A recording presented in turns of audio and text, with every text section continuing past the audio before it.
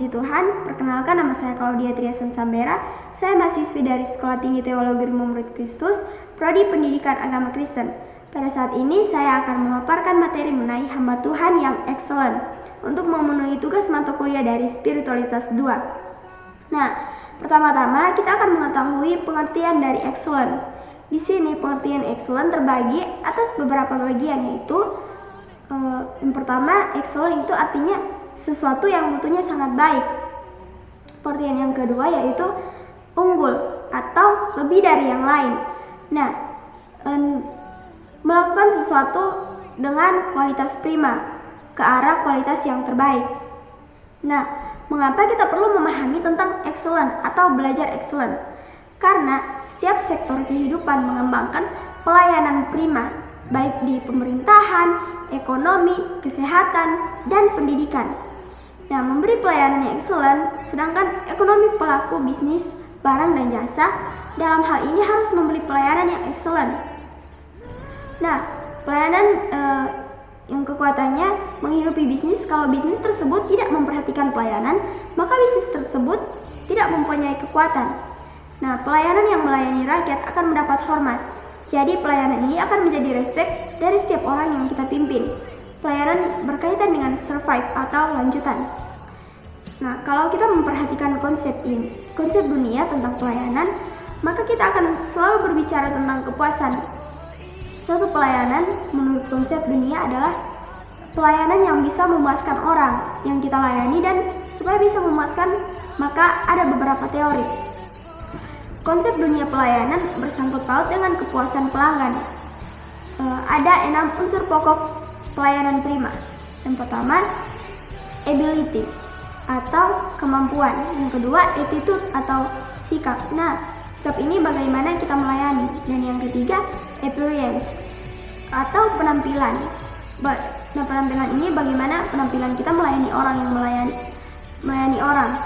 Yang melayani biasanya mempramugari harus memakai busana yang baik. Penampilan ini rupanya berkaitan dengan pelayanan. Yang keempat, attention atau perhatian atau simpati. Yang kelima, action atau tindakan. Tindakan ini artinya bagaimana pelayanan kita. Yang keenam, accountability. Kemudian menurut Ciptono, kecepatan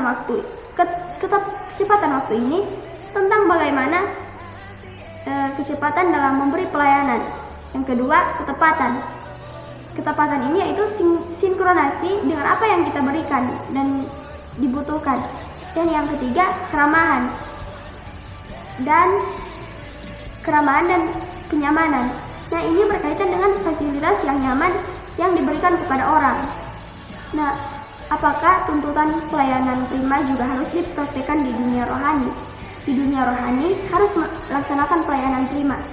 Kemudian juga, bagaimana konsep pelayanan prima di bidang rohani? Nah, kalau di dunia pelayanan prima berorientasi pada pelanggan. Dalam Kolose 3 ayat 33-34. Bagaimana konsep pelayanan prima dan bagaimana kita bisa mengembangkan diri supaya kita menjadi pelayanan yang excellent. Nah, mengapa kita harus melayani secara excellent? Yang pertama, teladan Tuhan. Nah, karena Tuhan sudah memberi kita teladan dengan baik, karena pelayanan excellent itu merupakan sesuatu yang diteladankan oleh Tuhan. Nah, di mana kita tahu Tuhan memberi pelayanan yang excellent, yaitu diciptanya langit dan bumi. Jadi, bisa dikatakan penciptaan yang Tuhan lakukan itu adalah penciptaan yang excellent. Karena dalam Kejadian 1 ayat 41, Allah mengevaluasi apa yang dia lakukan, sehingga dia mengambil kesimpulan sungguh amat baik. Artinya penciptaannya itu harus memenuhi standar baik menurut Tuhan. Nah, tidak ada orang lain di sana ketika Tuhan melakukan penciptaan, tetapi Tuhan sudah melakukan sesuatu yang standar untuk dirinya, untuk melakukan sesuatu dengan kualitas baik dan penciptaannya excellent. Jadi, itu bukti pertama bahwa Tuhan memberi teladan dengan sesuatu yang excellent. Nah, bukti yang kedua yaitu penyelamatan Yesus yang excellent. Dalam Yohanes 19 ayat 30, Kata selesai bukan artinya sebagai selesai waktunya. Di situ finish. Finish di sini adalah sempurna atau komplit. Dikerjakan dengan lengkap. Tuhan menyelesaikan tugasnya sampai selesai, sampai sempurna, sampai lengkap. Nah, tugas penyelamatan ini sangat sulit. Ini tantangannya hebat sekali, baik tantangan fisik, psikis, spiritual, maupun rohani. Dan yang ketiga, pelayanan yang excellent. Pelayanan Yesus itu excellent, dan berikut pelayanan Yesus ketika memberi makan 5.000 orang dalam Matius 14 ayat 16. Tuhan memberikan pelayanan rohani dan juga bertanggung jawab dari jasmani orang-orang banyak. Yang keempat, ajarannya excellent dalam Matius 15 ayat 17-48. Tidak salah seorang mengani berkata bahwa saya respect dengan Yesus tapi tidak respect dengan pengikutnya. Nah, teladan tokoh-tokoh Alkitab memberi contoh bagi kita tentang pelayanan yang excellent. Nah, contoh yang pertama, Habel dalam Ibrani 11 ayat 4. Dua anak dari Adam mendapat ajaran bagaimana beribadah, mempersembahkan korban. Tapi aneh, korban Habel lebih baik dari Kain. Nah, bagian yang terbaik dipersembahkan Habel. Karena itu, mengapa Tuhan berkenan kepada persembahan Habel? Jadi, Habel memberi contoh pelayanan yang excellent kepada Tuhan. Dan yang kedua, contoh yang kedua yaitu Daud. Dalam 1 Tawarikh 22 ayat 5, Daud membuat tenda lebih baik dari Musa, dan Daud membuat tenda ini dengan hebat. Daud mendesain dan melakukan inovasi sehingga rumah Allah menjadi kenamaan dan termasyur. Kemudian dalam perjanjian baru, kita bisa lihat contoh Maria, suatu pelayanan yang prima dan excellent dalam Matius 26 ayat 7-8. Jadi, apa yang dilakukan oleh Maria ini sesuatu yang unggul dibandingkan dengan orang-orang yang lain. Pelayanan Maria ini akan dikenang dan kita sebagai anak Tuhan terinspirasi dengan pelayanan Maria. Dan yang ketiga, contoh yang ketiga itu Rasul Paulus dalam 1 Korintus 15 ayat 10. Paulus melayani dengan lebih keras dari semua murid lain. Mengapa? Karena melayani orang-orang kafir dan bukan orang-orang Yahudi. Nah, tantangan intelektual lebih sulit di mana Paulus melayani orang-orang yang terbiasa dengan filsafat, okultisme yang tidak ada sangkut paut dengan Yesus Kristus, dan Paulus melayani di daerah yang sangat luas di Asia Kecil, Eropa. Paulus banyak mengalami pengalaman-pengalaman. Jadi, pelayanan prima itu ada dalam Alkitab dalam Kolose 3 ayat 23-24. Karena itu harus dilaksanakan pelayanan prima, dan pelayanan prima adalah suatu perintah.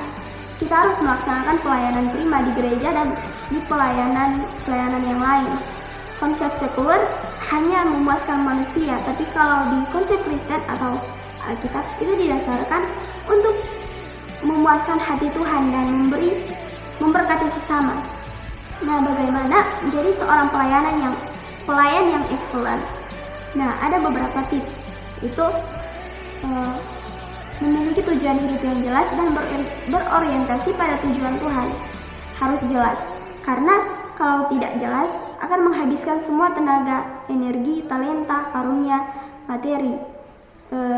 Dihabiskan untuk sesuatu yang tidak jelas. Tetapi kalau ia punya sasaran yang jelas, maka dia akan menghabiskan tenaganya untuk tujuan yang jelas.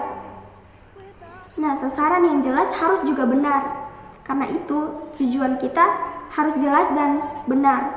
Benar itu ketika hidup kita berorientasi pada tujuan Tuhan.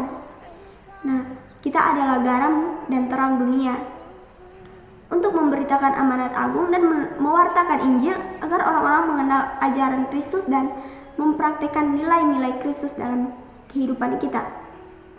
Tips yang kedua yaitu bergaul karib dengan Tuhan. Daud, anak bungsu, hanya seorang gembala kambing domba, masih muda, tapi dia menjadi raja yang terkenal dan memiliki kecakapan yang hebat. Daud bergaul karib dengan Tuhan. Daud adalah orang yang kaya dan penuh inovasi. Di padang gurun, dia bergaul dengan Tuhan, seperti bernyanyi, bermazmur, berdoa. Nah, di Filistin, di istana Gad, Daud mengarang mazmur Jadi Daud bergaul karib dengan Tuhan, sehingga dia menjadi raja yang penuh hikmat dan berinovasi. Dalam Mazmur 119 ayat 98-100. Nah, tips yang ketiga yaitu suka belajar dan mengembangkan diri. Kita tidak akan bertumbuh kalau kita tidak belajar dan mengembangkan diri. Untuk itu, kita perlu terus belajar. Dan yang keempat, mengelola waktu dengan baik dan disiplin. Nah, salah satu sumber daya yang tidak pernah bertambah adalah waktu. Waktu itu adalah sumber daya yang diberikan oleh Tuhan bagi kita, dan setiap hari itu akan diambil sedikit demi sedikit dan tidak ada yang bisa mengembalikan waktu. Contoh, mobil yang kena banjir bisa dibeli kembali, tetapi waktu itu tidak bisa dikembalikan. Salah satu kunci dari seorang pelayan yang excellent adalah dia bisa mengelola waktu dan disiplin. Dan tips yang kelima yaitu melakukan tanggung jawab dengan baik sampai selesai. Nah, semakin besar tanggung jawab, semakin tinggi level tanggung jawab. Kita harus berlatih dalam melakukan tanggung jawab dengan baik dan berkualitas tinggi sampai selesai.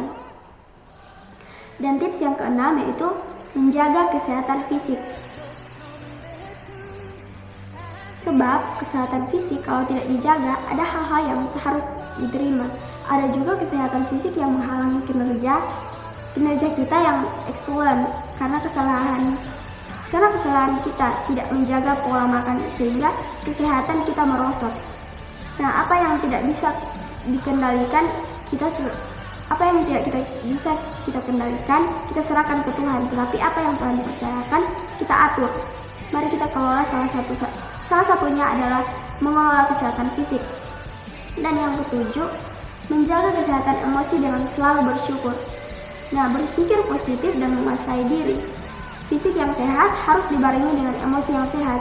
Sebab emosi yang tidak sehat, maka kita akan menjadi orang yang tidak produktif. Kita akan dikuasai oleh perasaan. Jadi kita harus memiliki kesehatan emosi yang prima. Nah, caranya bagaimana? Yaitu selalu bersyukur atas apa yang Tuhan berikan. Nah, bersyukur akan membuat kita bersukacita, berpikir positif. Jadi, ketika menghadapi sesuatu harus selalu berpikir positif. Dan yang selanjutnya, menguasai diri. Penguasaan diri tidak gampang, tapi kita harus berupaya. Nah, Alkitab mengatakan orang yang sabar melebihi seorang pahlawan. Dan poin selanjutnya, dengan penguasaan diri yang baik, maka kita akan bisa menyalurkan apa yang kita miliki untuk tujuan yang jelas dan melaksanakannya dengan pelayanan yang prima. Puji Tuhan, ini materi yang dapat saya sampaikan. Kiranya memberkati saudara. Terima kasih, Tuhan Yesus memberkati.